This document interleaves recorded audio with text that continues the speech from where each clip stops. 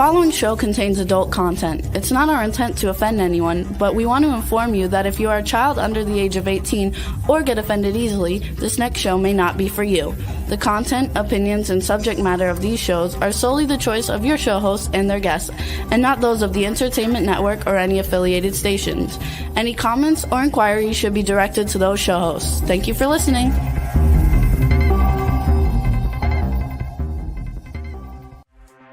Hey everyone, and welcome to 50 Shades of Bullshit.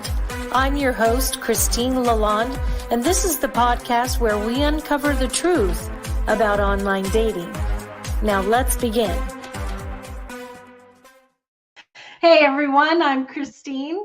I'm Jada. And this is 50 Shades of Bullshit. I just love it when I have the giggles. Me too. We are giggle bots. Hi, Christine. Hi, baby. We have a listener that's saying hello. Hi. Muzaffar or something like that. I don't know how to pronounce that. I don't know, but I always welcome new people. Me too. How's your week been?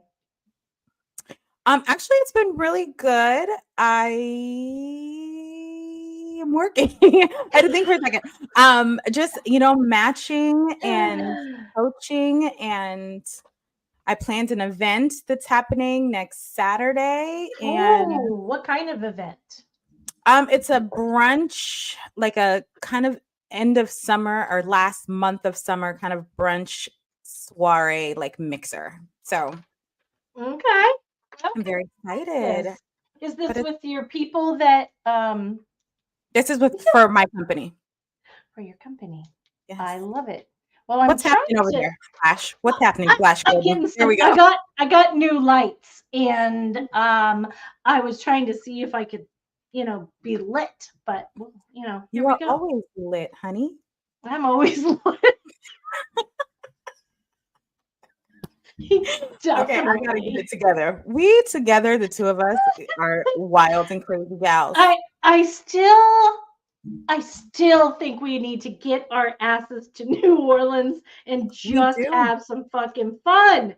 Plus, I need to go see Biloxi, Mississippi. Maybe we make it a trip. Like maybe I come with you and we just road trip it. How fun, right? Yes. We could totally road trip it. Yes. I love that. The only time I drove from New Orleans to LA was during 9/11. I was not married to my youngest daughter's dad yet. We were dating, and it was his birthday. And as a surprise, he'd never had anybody surprise him with anything like this before, and he'd never been to New Orleans. So I surprised him with a trip, and I didn't tell him. I just told him what to pack.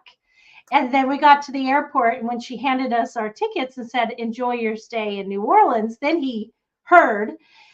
And I had his 2 or 3 best friends from back in Massachusetts meet us there. And the day after his birthday, 9/11 happened. Oh my gosh. And so we were stranded in New Orleans for like a week. We had to get out of the hotel we were staying at because we were just going to go fucking broke. My kids were in Colorado with their dad. And we stayed with his friends who live in New Orleans. Now I have lots of friends and family out there, but at the time I didn't.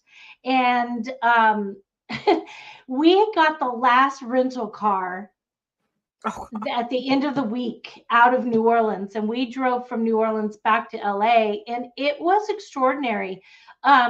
It just was so beautiful. And the people, you know what it was like right after COVID, everybody was nice to everybody, and everybody was feeling very American. I've never had that kind of feeling before from, like strangers. Everybody just bonding together. Yeah. That was extraordinary. And I remember we got really tired. And we pulled over on the side of the road out in Texas, and we just found a side road and pulled over and fell asleep in the car because we were exhausted. We were That's so a long drive. Oh yeah, we were so far from a city. We stopped in Dallas and went to the grassy knoll and went through all that because he was like really into all of that stuff. And then when we pulled off and we woke up the next morning, our car was surrounded by massive big sunflowers in bloom. And it was just so cool. It was so cool. So Country Corners Gazette said, in hearing that, was it a good or a bad trip? Like, was it a good or a bad trip? It was a wonderful trip. I'm obsessed with New Orleans, and the road trip home was really extraordinary. It was a great trip. I mean, it just was really sad to have, so many people die and have so many things go on with 9/11. And it was just such a traumatic time.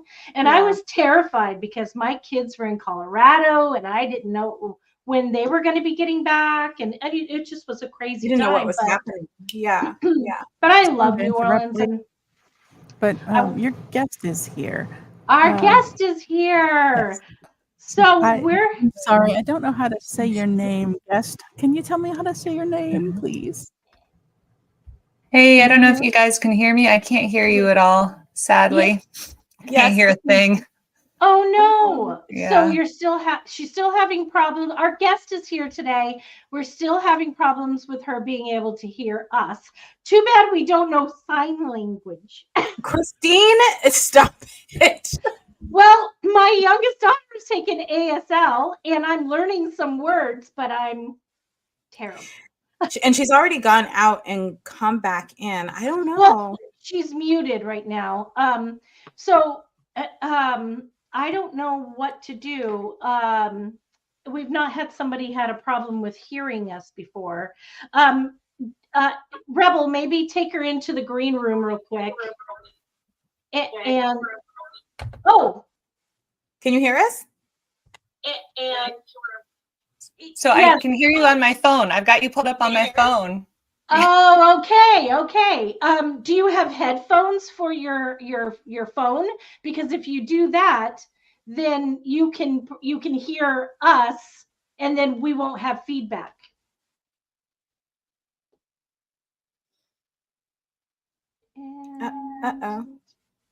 Oh, she's muted. No, I know. Or we'll just do it on the phone. There we go. Okay. Hi. Okay. Well, I was going to do an introduction for you, but I have no idea how to say your name. It's pronounced Ionsul. Ionsul. Yes. Well, let me tell you about Ionsul, everybody. She's joining us today for our 140th episode called Getting Your Sparkle Back, and it's how to overcome the numb. This week we're doing three keys to getting your sparkle back. And Ionsul is a pleasure priestess. She is a healer and a conscious communication teacher. And we're really excited to have you here. Tell us more about yourself. What do you do and how do you do it? Do you have clients that you work with? Oh no.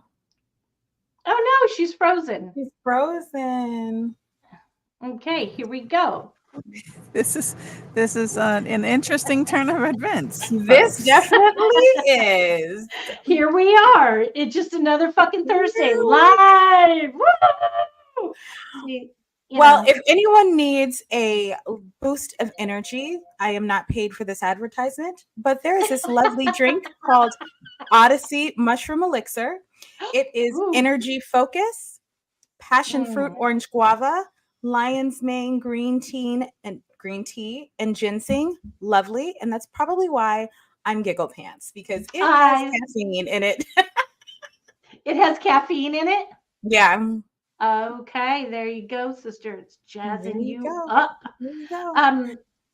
Ionsul is having trouble hearing us, getting connected properly. Oh, here she comes. Oh, she's back. Yeah. Well, hi. Can you hear us now? Yeah. Yeah, I can hear you. I closed all my other apps, so maybe that was the problem, but yeah, hopefully it'll work now. That's great. Gotta Well, love we're technology. really excited to have you. So you work with clients? Yeah, so what I do is mainly a mix between kind of like a psychologically informed energy work called Nyazi, which is from an Apache shamanism lineage. And then I'm informed by authentic relating and nonviolent communication. So I take clients through a process of kind of the inner transformation meets the outer transformation to just have really fabulous relationships that they have not been able to have before. I love that. You are on the East Coast, am I correct? Yeah, in Asheville, North Carolina. Oh no, yeah, that's right. Because to our people who are listening, one of our favorite guests is Christina, and she actually comes on quite a bit and covers, like if Jada can't be here, she'll substitute co-host, and we just love her here. So when she said that you were interested in coming on the show, I was so excited because she's pretty fabulous, and we're assuming you're pretty damn fabulous too. Oh, Christina personally, but maybe I'll be half as cool. Well, we have a lot of really amazing guests who come on each week and listen and join us in the conversation. And one of our regulars, his name is Charles, he says, do you tap into something in the relationship or bring something in from outside when you work with people? I would say both. That question is a little fuzzy for me, so I don't know if you want to make a clarifying question there, Charles, but I think, essentially all healthy relationships start with our relationship with ourselves, right? True that. Yeah, and I'm really into parts work. So I like to use kind of a blend of parts work and energy work to help people just get past kind of the self-sabotaging, self-disconnected behavior that keeps us spinning in loops that don't really serve us, that keep us separate from ourselves and separate from others. And then this communication stuff is like, well, great. So now you've cleared all the inner stuff, but what does it actually look like and sound like to have healthy relationships? Because a lot of us have not had that training, right? Yeah, exactly. Yeah. So it's like really both. I saw on the description of what we're going to talk about a couple days ago, one of the things that was mentioned is that you're a pleasure priestess. So what exactly is that? We're all about the pleasure here. We're all about pleasure here, but I want to know how that ties into everything that you do with energy and all of that good stuff. Can you share for us what a pleasure priestess is? Totally. Yeah. I mean, that's really a term I came up with myself because I was like, what if, if I'm going to pick a label for myself, what is the thing that really feels true? And, priestess is like this way to me, what it means to me. And it can mean all kinds of things to all kinds of people, but it's that I help people connect to their divine essence. I help them connect to the part of themselves that is already whole and divinely perfect. And in my experience, when we connect to that part of us, we can just really rapidly heal, transform, change, whatever we want to, as long as we're really ready to do that and ready to step into the new version of ourselves, which often is really, predicated on being in mystery and and not knowing what's coming next, because if we're in our same old ruts of getting what we've always gotten, it might be miserable, but it's feels very stable to us. But if we step into, oh my gosh, getting something I've never gotten before, it feels disorienting. It feels very mysterious. So having that like thread of, I know I can lean on my divine self or my conception of what I believe divinity is, can give us that kind of enough of a psychological safety to step into the new versions of ourselves. So that's like one piece. And then the pleasure part is that, I think that for the longest time, I thought and felt like inner work and outer work like had to be painful and hard and drudgery, and you had to just rep it out in the journal or whatever exercises you're doing. And then I found somatic healing practices, really getting into sensuality exercises, sacred sensuality exercises, that you can even do with yourself. You don't have to have a partner.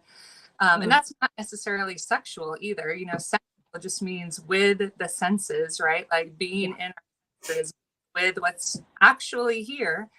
And discovering, I don't know if you guys know the book Existential Kink. I imagine maybe you've canvassed that in this show. No? Actually, no, we have not talked about Let's that go yet. ahead and put that in the old book here. Well, that is a life-changing book. I mean, it definitely was for me. And to me, the most amazing piece out of it was like, oh, if there's something I think that I'm really not enjoying, there's actually a part of me that loves it, right? So single, and I was like, oh, I hate being single so much. Like, it's the worst. Doing the EK meditations and realizing, well, there's a part of me that loves my freedom and that is not willing to give that up, and that really loves this kind of I'm an independent woman, I can do it all myself kind of a thing, so then it just transforms it. It's the most direct route out of suffering. If I can learn to actually enjoy or recognize that I actually enjoy the thing that I thought I didn't like, then the suffering, there's no more suffering in it. So pleasure is actually all about just enjoying the present moment and enjoying our lives and enjoying these beautiful, amazing, incredible vessels that we get blessed to be embodied in flesh and blood and bone and, touch. I love that. Touching the earth, and that we can just find pleasure in everything. I love that. So today we are touching on how to overcome the numb and 3 keys to getting your sparkle back. I'd love for you to start to tell us more about that. 3. Yeah. So I really find that kind of one of the main things that I tend to work on with clients is that we, all of us in our culture, have some level of trauma, right? From small T to big T of all different varieties. And a really common thread, no matter what kind of trauma you have had, is that it causes us to kind of step outside of ourselves, if not full disassociation, but numbing who we are, numbing our real desires, literally physically numbing our ability to feel our own bodies, right? So many clients that I'm like, tell me what you feel in your body. And it's I don't feel anything below the neck. You know what I mean? And it's just a total disconnect there. So I feel everything begins and ends with our ability to actually feel. If we can feel what our genuine desire is, what our genuine yeses and nos are, what makes us come alive and what we actually want to move towards, then we have everything. And that's what to me, that's what the sparkle is, it's feeling actually live the life that I want to lead because I feel confident. I feel centered in who I am, right? I see you both smiling and nodding oh, I know what that is. So before we get into the 3 keys that you were going to start helping us with, Country Corners Gazette was saying that when someone goes into working with you, do they have to know what their problems or issues are, or is it another way of discovering what their problems or issues are when they start working with you? Oh, I love that question. I would say you don't have to know it all. Okay. In a lot of ways, sometimes it's better to not come with a preconceived notion because this thing that my partner always likes to talk about called insight hell, where like we know we have the insight, we know why we do the thing, we know what the thing is that we do that sabotages us, but we can't stop doing it, you know. Mm-hmm. That I feel like a lot of us get stuck in if it's, you know, not tackled from a different angle, I'll say. It can't just be like a cognitive understanding, right? We have to like get it into our bodies, get it into our nervous system, like feel how it's different, you know, to make different. So, yeah, I got a little lost, but did that answer? Yeah, I think so. So let's talk about what you were saying with 3 keys to getting back to who you are and that vivacious, you know, person inside of you. You know, how do you get to that? And just before you answer that, just to step in and clarify for a second, this is for people who have just come out of relationships, or is this getting back to who you are just regardless if you're coming out of depression or like certain types of experiences? This is to get the sparkle back in you overall, correct? Correct. Yeah. Okay. I would say these are applicable for anybody. Yeah. Thank you for asking. Sure. Yeah. I mean, I've been in many. Yeah. Sorry, I have a bit of a delay. I'm not talking over you. I've been in many situations in my life where I've been in heartbreak, been in deep grief, you know, been in depression. And I would say that the 3 keys that I'm about to offer are really great to like integrate those experiences, and also really great if you're just kind of feeling like funky and a little bit like, I need to freshen up something here. I'm feeling a little stuck in a rut, you know? So, yeah, do you want me to just go ahead and launch in? Yeah. Like this, just so you know, like this morning I was talking to one of my really good friends, and she was saying that, you know, she's experiencing depression and she just doesn't know how to get out of the funk. She does not know how to physically move through it or get her mind out of it or anything. So I'm really excited about this episode because I really think that what you're about to say can really help a lot of people.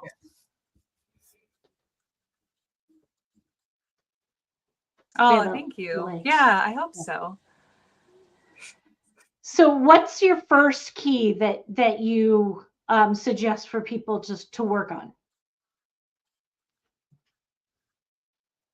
Yeah, so I think what your friend, it sounds like, is already doing is a huge, huge piece, which is just to reach out to people that you trust to talk about things, you know, like the power of human connection, the power of feeling really deeply seen and heard, and like you matter, and that you have people around you who you trust, you know, like it can't be understated how powerful that can be to really, you know, see us through like the darkest times in our lives, and, you know, bring more fun and enjoyment back into our lives when we're ready for that. So I would say like the key there is, you know, do you have people in your life that you really feel like you can be yourself around? And that I also like all the different versions of yourself, right? Because we all have parts of us that we want to hide or that we think that are like not acceptable, you know, parts that we maybe feel ashamed of. And it's like, are you able to reveal those with me? Even just like 1 or 2 people that you're really, really close with. Maybe, you know, even a therapist can be really great for that. There's that quote about, you know, that shame cannot survive being spoken, you know, something to that effect. And that shame being this like deep feeling of unworthiness, this deep feeling of like I'm not good enough, I don't deserve to be happy, which is, you know, I would say 99 times out of 100, at least a piece of what's going on whenever we're feeling funky, especially depressed, you know, anything, this like unworthiness, like, and I know that place very intimately in myself. I think most of us do. Yeah. So being able to, you know, just reach out to somebody in those moments is so fantastic. it helps get new perspectives too, right? Like we can just locked in our own little like cycles of, you know, ruminating that our stories are true and thinking that it is true that I'm a piece of shit and, you know, whatever. And then our friends can kind of like snap us out of it and be like, hey, there's this whole, you're incredibly worthy, you know? So what a beautiful gift that we can give that to each other, you know? Yeah. Yeah. Go ahead, Christine. I was just going to make a joke and say, whenever my friends say something like they're not this or they're not that, and I say, hey, knock it off. Do you think I would be friends with an asshole? I don't think so. I think it's so much to say about that negative self-talk that we do. So it's probably difficult for people to reach out to you, because at what point do they say, like, I've had enough? Or how I guess do you come across people, or how do people find you? Mostly Over social media. Oh, did I freeze it? Yeah, just for a second. You were saying your social media.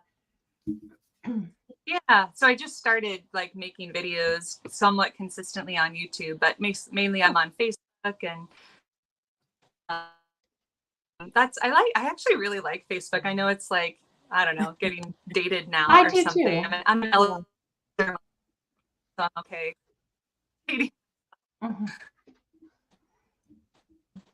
We're getting bad feedback. Yeah. Oh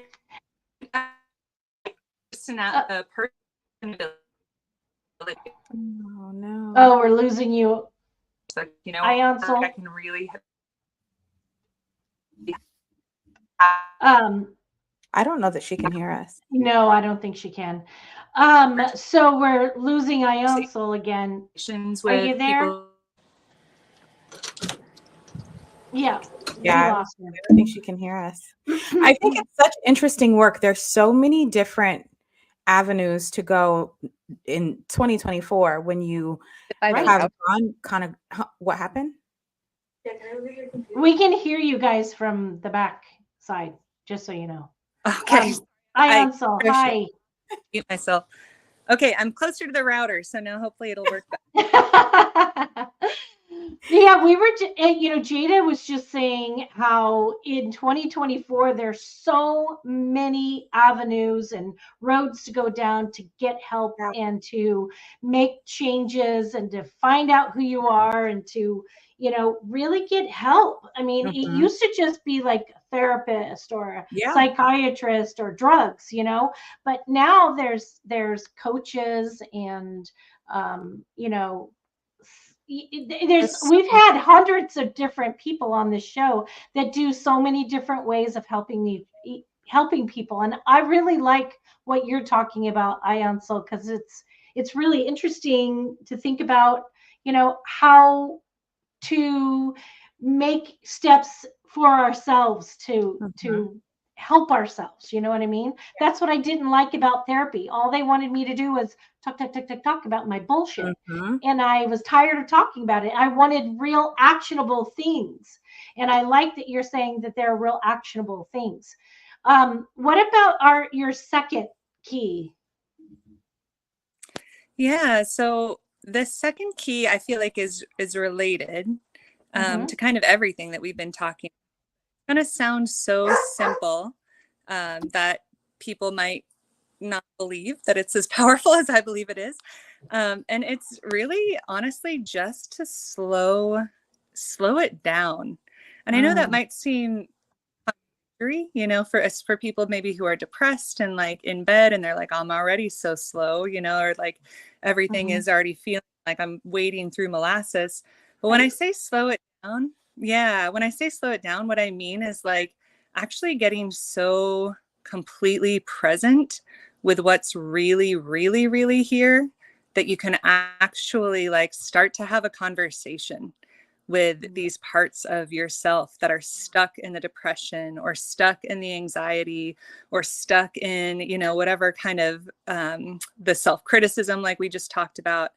And, in parts work, it's like you really practice getting to a place where you're so present with what's showing up. You know, you're so present with your body and so present with the thoughts that are coming. And I think they're very connected. You know, I actually believe, and I've heard Candace Pert, who's a molecular biologist, she said that the body is the subconscious. So meaning like when you talk about like rewriting our subconscious programming and rewriting limiting beliefs, you know, it's most effective if you can connect it into the body and connect it into the sensations in your body. So slowing down enough to like right now, I kind of like have a little tension in my throat. I mostly feel like pretty open, a little bit sweaty, maybe like a tiny bit like tension in my neck because of the technological issues, you know. So there's like, and that's like a small piece, like there's so much we can notice about what's really going on in our physicality, and so much that it can tell us about what's actually happening, you know, and what we're actually holding on to that's causing us to suffer.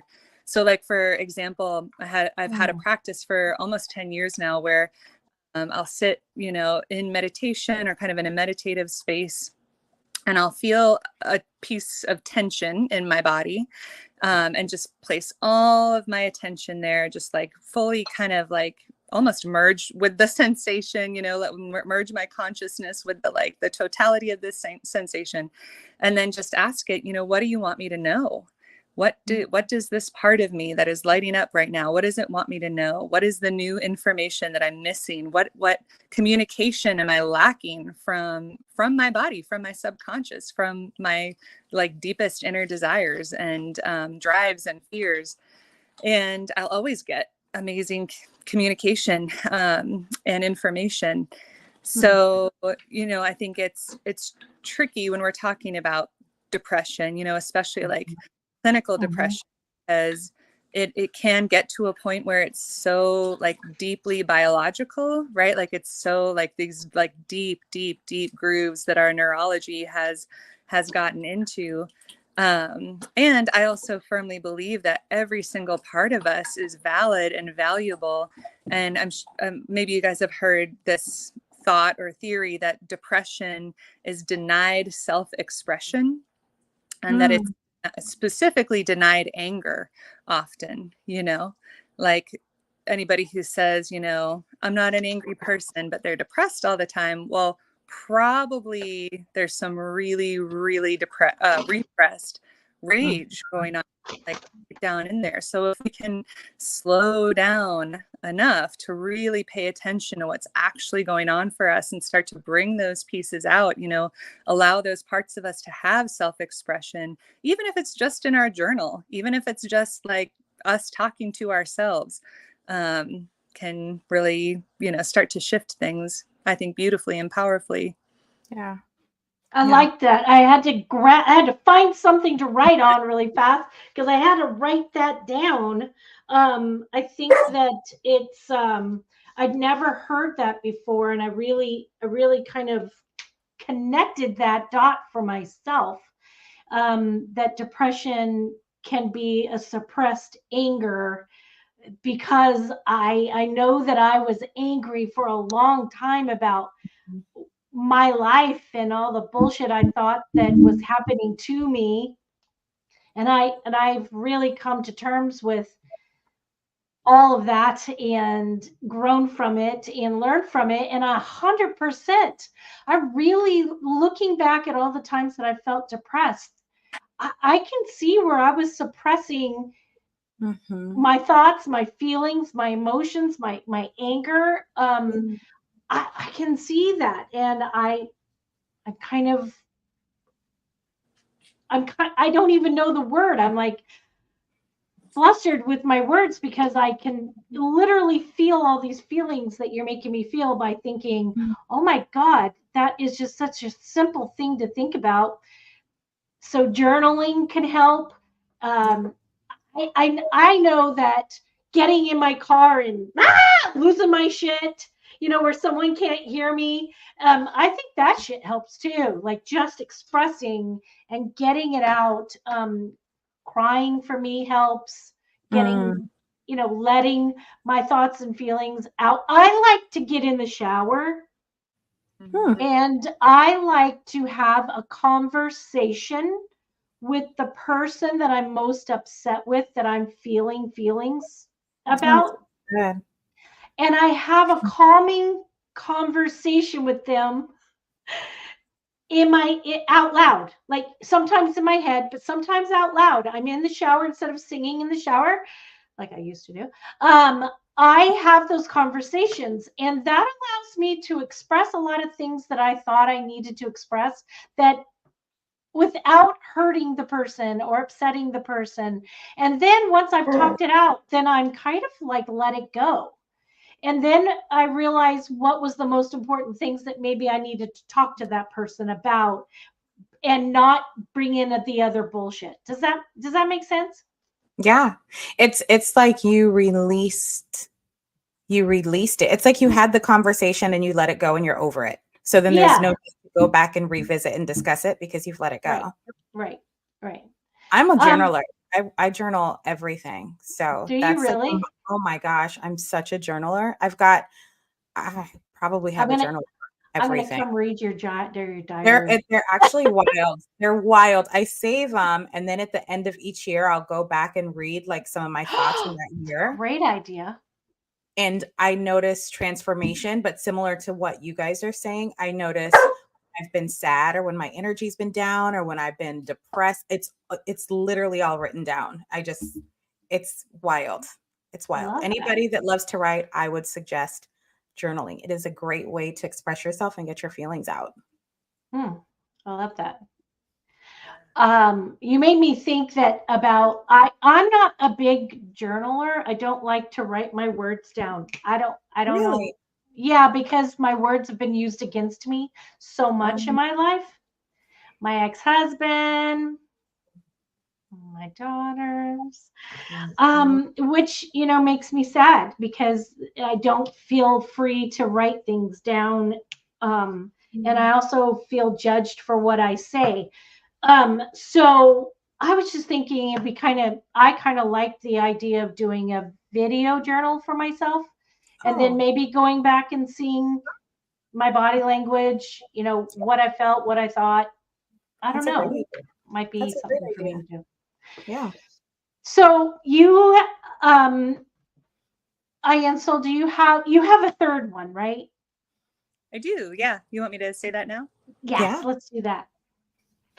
So it's to be willing to be messy, awkward, ridiculous, and unexpected in your shameless pursuit of fun. Okay. This I can get on board with. Yeah. Right? Me too. Yeah. I mean, as like adults, it's so hard to get in touch with our genuine inner child sense of play and fun, because we get all these like egoic, constructs about don't act too silly, don't be uncool, like, all these things that like keep us locked in a little cage. And then of course we're going to feel stuck, depressed, whatever, right? Because there's no movement. We don't have movement from the core of who we are. Little kids, they can move in such natural, authentic ways because they don't have those filters quite yet, probably like age 5 and under, most kids, hopefully.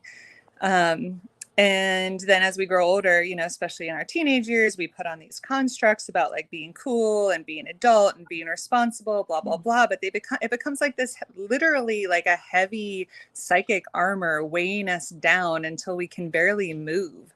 And then it's like, where did my joy go? Where did my play go? Where did my fun go?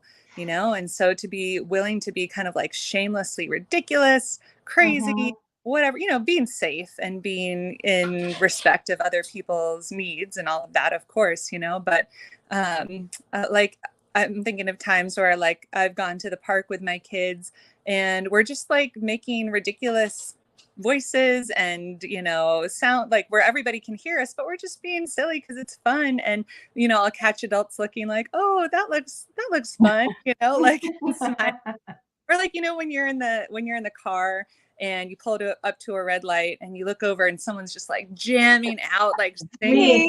That's me. Isn't it just I'm like in my car all the time, like, fuck yeah.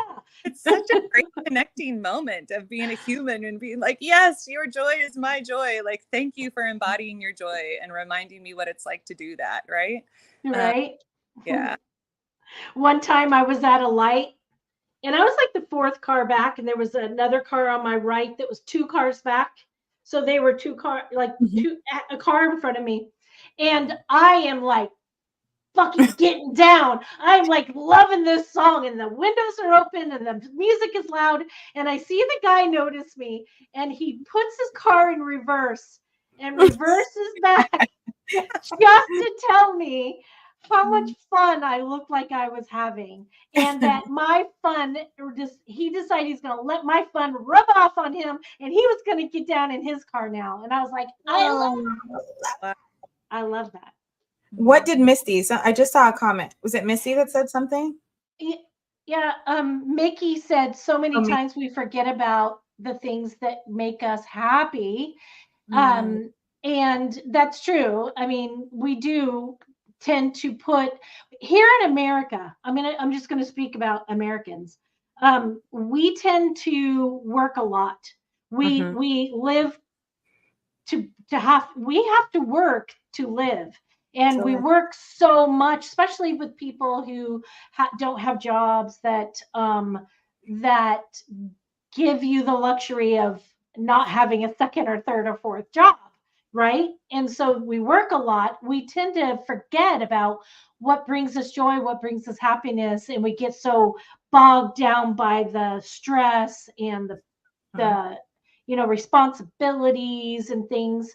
I'm guilty of that. I work so much that I get so like tight and uptight and sad and upset and lonely and all the bullshit. And I've just made myself decide. I just decided that I was just gonna not forget how to have fun.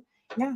And I purposely went out this last weekend, and I went kayaking, and I went to the movies, and I laid out at the beach, and I just had a really good time, and it refreshed me. This week, I feel so good. So it's nice to remember that we need to have fun, that we need to experience life more than just working and responsibility. Yeah, 100%. Like how many jobs are like revolving around us sitting static at a desk, or like just sitting and staring at a screen. And like our bodies were designed to move, they have a higher correlation between regular exercise treating depression, like exponentially better than SSRIs. Like I once heard an exercise expert talking about it, like, how beavers, their little front teeth, if beavers don't chew on something, their little front teeth will just like grow and grow and grow and grow and grow until they're like stabbing themselves in the mouth with their little teeth. And he says, if you think about the ways that humans have evolved, we evolved over, hundreds of thousands of years to be moving all day, hunting, gathering, building, moving. Like that's, our long front teeth. And then now we're sitting at these jobs where like our need for exercise is like, it's just going to atrophy. And then our bodies and our minds are like, bleh, So that's focusing on fun, and like gets us moving too. Yeah. Sorry, Gita. Go ahead. No. I was just going to say, after COVID, everything changed because the work at home movement started, and there's so many businesses that now work from home. So to what you were saying, I have clients that work at home, and some of them get so down because they're not outside. They've either put on weight, or they sit at a computer in their house all day, or they take a nap in the middle of the day. They're sitting and eating at their desk in the middle of the day. And it's gotten to a point, because of the work at home structure, that it's important to bring like back the sparkle and make yourself happy and do things that feed your soul. Because Monday through Friday, if you are in a house by yourself, staring at a computer all day for 8 hours a day, I can only imagine mentally what that can do. Right. And people probably move from bed to work, then they work all day, then they go and watch TV, and then they go to bed, and they're just so tired and so lethargic that they don't feel like they can get up and move and do anything. I can see that. Can I ask a question? Of course, Rebel. What do you guys think that after being home so long and being a forced issue, it became normal? What about those who have a problem leaving the house now? That they are actually more comfortable being in their own environment because of everything that's going on out there, that they're more comfortable being inside. They do have exercise bikes and walkable things, and you can walk around your house. Just saying, if you got to get up and walk, go. Yeah. Well, it's funny that the friend that I was talking about, that spoke to me earlier, she said the same thing, that she just is feeling like she can't get up, she can't get out, she doesn't want to go anywhere. People drive her crazy, and it's times like that I personally feel like you have to pick yourself up, get yourself dressed, take a shower, do your hair, do your makeup, and go outside. Go find something to do. Go do something. Otherwise you're going to become a lock-in, or whatever that's called, a shut-in. Or you're going to have agoraphobia. That's when people do not come out of their house. I think even with baby steps, if it's summertime, go outside and water your grass, or walk around the block, or go to your clubhouse if you live in a development. Like, it's baby steps. But I agree with you, Christine. And that's a great question, Rebel, because I know people who are getting to that point to where they just don't want to go outside. They're just, that's a great question. What are your thoughts? Yeah, I mean, I don't know. I feel like we, in addition to being animals that are meant to move, we're also animals that are meant to be outside and touching plants and smelling trees. And there are studies that have been done now that trees emit a chemical, or like a pheromone, for whatever the pheromone equivalent is for trees, that when humans inhale it is an antidepressant, and there's this movement out of Japan called forest bathing, and they've done all this research now about doctors in Japan actually can prescribe forest bathing as a treatment for depression. Oh, wow. Yeah. There's also research done about earthing. I don't know if you guys have heard about earthing. That just means putting your bare feet on the earth and like getting direct, the actually has its own electromagnetic frequencies, and soil has its own electromagnetic frequencies that when you absorb them through the skin help with depression. So it's like, I understand that people have gotten into that place of like, I just don't want to go outside, but it's also, it's kind of like, well, we, if we're used to eating junk food, we don't always want to eat healthy either, right? Like sometimes changes is just hard and uncomfortable at first. That's my thoughts on it. I agree. We've had a guest on here before who talks about how every morning he goes out into his yard and barefoot in the grass, and then just absorbs the sun and says, show me how great today can be. Show me how great today can be. And everything always works out for me. It's his mantra every day. And I've adopted that mantra. I should go out and put my feet in the soil. I don't. I know I feel better when I do. But one of the things I was going to suggest, that I suggest quite a bit, is people go on to Meetup. Meetup.com is everywhere. It's in every town. It's everywhere. And look on Meetup for things that ignite you. If it's going to the movies, or going for hiking, or just a walk, or you knit, or you crochet, something, whatever that makes you happy. There are groups of people out there who you can then connect with to do those things that make you excited, that makes you want to go out. Misty says, I know the feeling of not wanting to deal with things outside of my regular areas. I feel more comfortable at home. I know everybody feels more comfortable at home. Yeah. But it's about getting out of your comfort zone so that your comfort zone becomes bigger. Even if you get in your car, roll down the windows and go for a drive. You don't necessarily have to get out of your car, but you're getting outside and breathing in air and seeing people. And again, baby steps, definitely. It is. Well, you're not going to believe this, but time has just flown by, just like every week. It's freaking crazy, Ionsul, how fast this damn show goes. Having fun. We are having fun, that is for sure. So we are literally out of time. And I know Rebel's like, wrap it up, bitch, wrap it up. So thank you for being here. We love you. You're great. We love bringing different ideas and concepts to people, and we appreciate you so much. And I have lots of little notes here from my friend today, because I know she won't go and listen to the goddamn show. So, so thank you, Ionsul, for being here. Jada, love you as always. And everyone who comes to listen to the show, thank you for joining us every week. Same time, same place next week. Next week, it's going to be Jada and I just bringing the shit to you on our own. So good luck. Same place, same time next week. We're going to be laughing, that's for sure. And until then, let's keep this shit real. Bye. Thanks, everyone. If you enjoyed this episode, please share with your friends. Like and follow us on Instagram at 50 Shades of _bullshit and Facebook at 50 Shades of Bullshit.